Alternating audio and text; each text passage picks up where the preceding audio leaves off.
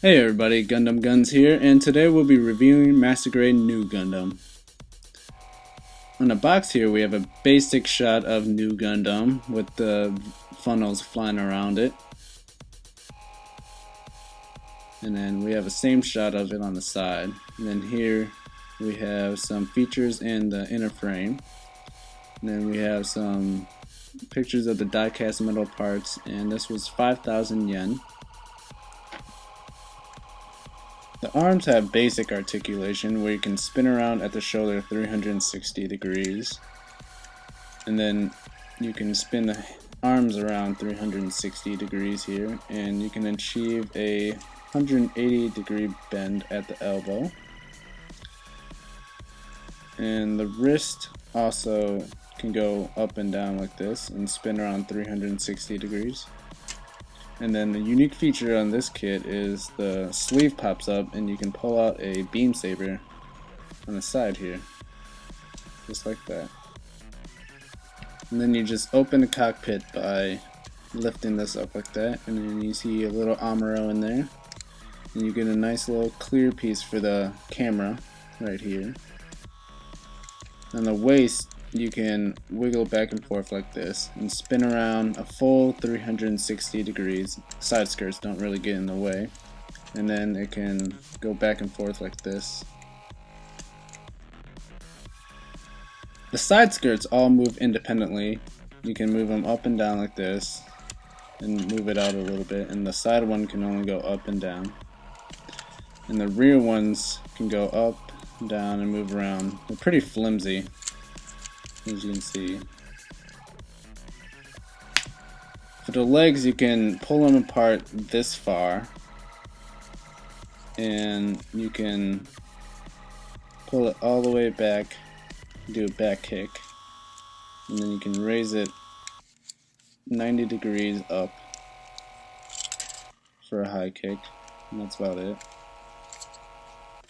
And the side skirt just fell off here, see? Very loose. These pieces, this model kit has a tendency to be very loose. None of the parts really stay on. And then you can get a just over 90 degree bend at the knee, probably like 110 degree bend right here. And that's it. And then the ankles can twist out like this and twist in like that, and point all the way down this far, not very far, and then it can't go up very high because of the ankle armor, and then you can rotate it that far, and then you can rotate it in this far, and then on the calf here we have thrusters that go up, and then this little thruster moves around too. This is loose too, it comes out, and then the mesh pieces right here for the tubing are pretty nice. And on the bottom feet you get thrusters, and then you get these two little tabs that do absolutely nothing. They're really pointless. For the head you can get a full 360 degree rotation, and you can look back that high, and then you can look down this far, and you can do the little chicken bobble. Alright, let's take everything off the backpack and take a look at the backpack itself. Take the funnels off and then take this bazooka off if we can get it. It's kind of stuck, it sticks in there pretty well. It just slides in on this little slit right here. Pretty simple, but sometimes it gets stuck and sometimes it's hard to get in and out. But the beam saber holder here can rotate like that, and you pull the beam saber out and plug it back in like that. And then we have 4 independent moving thrusters that are on ball joints and move around pretty freely. And then the backpack plugs into the Nu Gundam just like that. And then the funnels just clip in to this little hole, to that little peg sticking out. And some backpack doesn't really stay on very well. Again, very loose. The connection is not all that great. The poly caps that are holding on to it don't really stick in. Yeah, Looks really good when you put it on, but it tends to be heavy when you have the funnels on. So let's take a look at the funnels real quick. They all move, and they all have these two little clicking joints that you can move them on. Have them all folded out, and this is how the funnel systems look. And then you can bend it at this point all the way up, and then you can also bend it right here like that. They move pretty freely and they lock in pretty nicely. And you get a plastic piece right here, and then this piece is a sticker that you cover over it. And then they clip in with those two little pegs right there, just like that. All of them have pegs like that that clip in. Okay, so let's get it back to how Bandai wants you to configure it for posing, like that. And then we'll clip it back on, and as you can see, backpack doesn't stay on very well.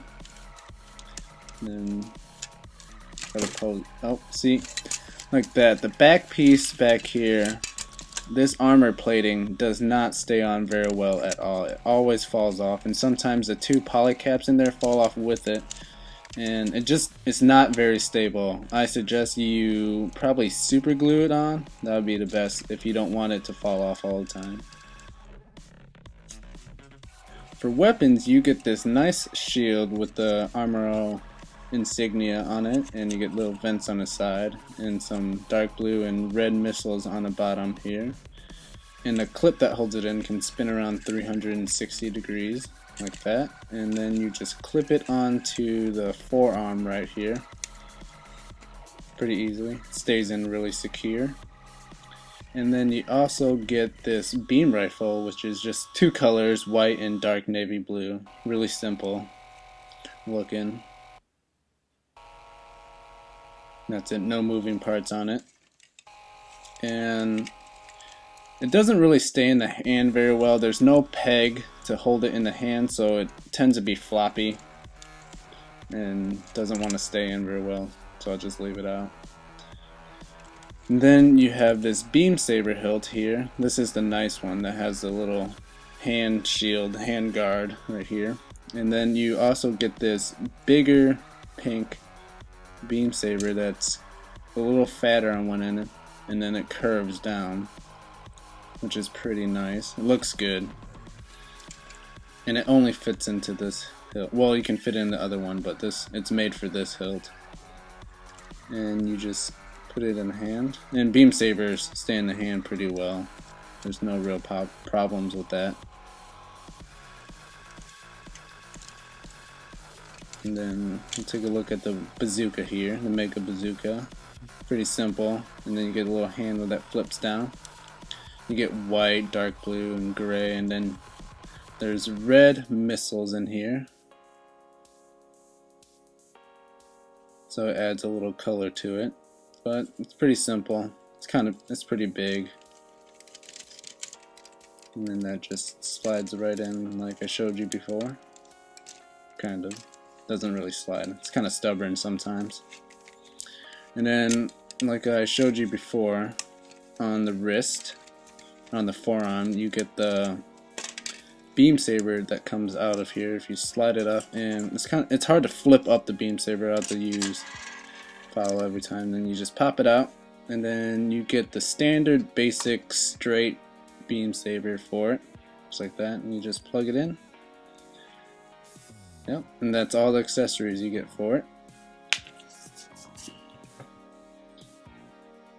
This is a really big mobile suit. Compared to like any of my other model kits, it's huge. Even to the Extreme Burst Mode Destiny with the wings on, it's huge. Only my Goku matches it up in size. High five.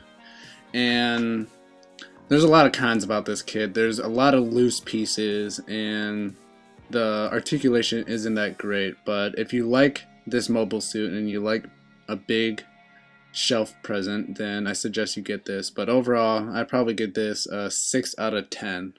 So thanks everyone for watching. See you next time.